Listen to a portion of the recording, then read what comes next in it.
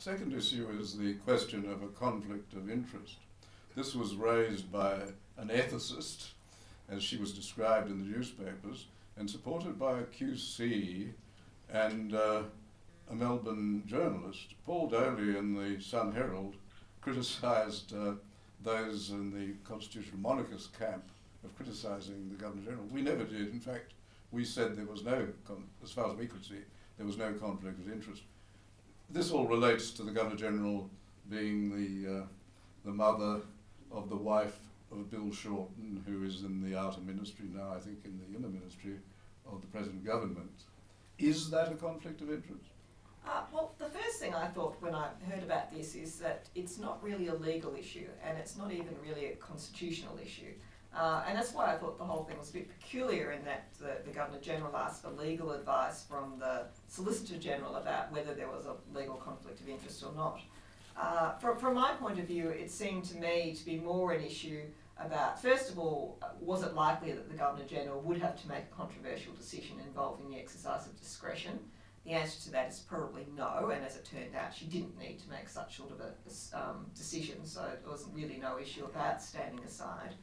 But if she had made such a decision, then really it's more a question for her to anticipate what the reaction would be. If she was concerned that a proportion of the population would regard her decision as in some way biased, then it would have been up to her to make the assessment as to whether that might bring the office of Governor-General into disrepute or into controversy. So she might well have had grounds for standing aside if she was concerned that her office might be damaged in those circumstances because people might believe there was a conflict of interest. I don't think that in reality there was a conflict of interest, nor do I think that the Governor-General would in any way be swayed by who her relations happen to be.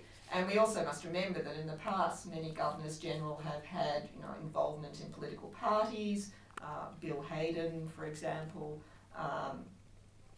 and therefore they would have also had potential conflicts of interest had they encountered situations where an exercise of the reserve powers was likely to occur.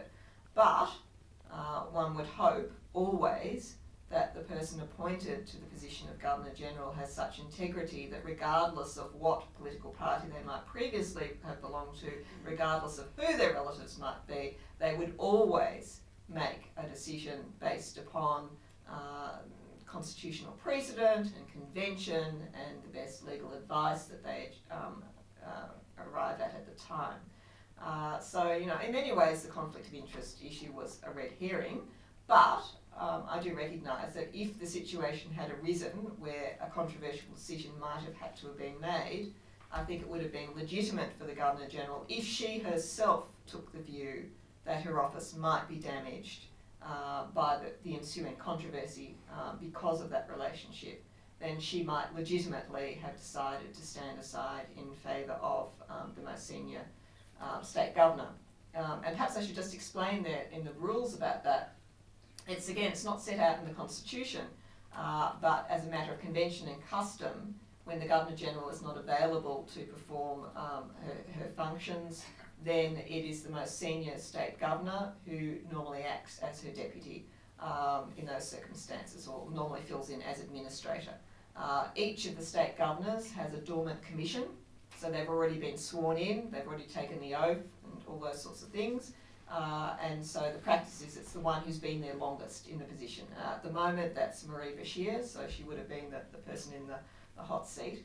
The other problem that they previously had at the time of the Governor-General, Governor-General Hollingworth, as you might remember, there was enormous kerfuffle at the time and he decided to stand aside for a short period, was that there was no capacity in the letters patent to allow that to happen.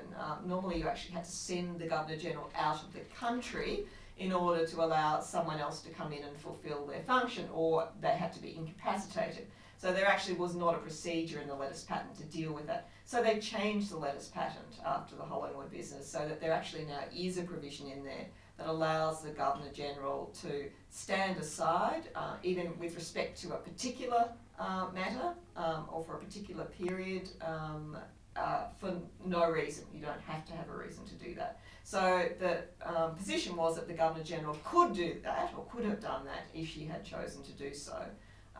The other thing, though, is that the letters patent also say that you need the Prime Minister's approval for that as well. So I don't know whether that would have been an issue, probably not. But there were at least procedures to allow that to happen if it had occurred.